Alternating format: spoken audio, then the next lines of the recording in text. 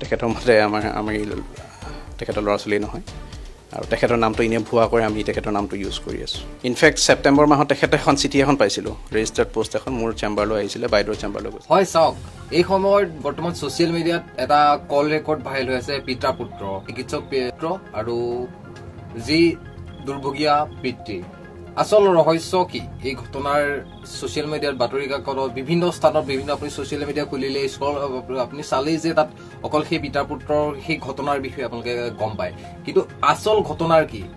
আমি তেখেতৰ ভাইৰেল কল record viral হৈছিলে, পুত্ৰ আছে, পুত্ৰৰ সেই মতামত জানিব চেষ্টা কৰিম যে কি হৈছিল, আচল ঘটনাৰ ৰহস্য কি, সবিশেষ।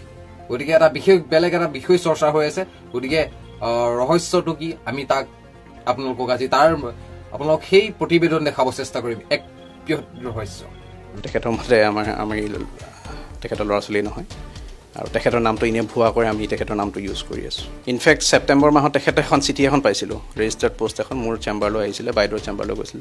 তেখেতে এইটো কৈছিল যে তেখেতৰ নাম লৈ পেলাই আমি গোটেই পেন কাৰ্ড, আধাৰ কাৰ্ড সেইবিলাক বনাই আছোঁ, কিন্তু যিহেতুকে তেখেত আমাৰ দেউতা নহয়,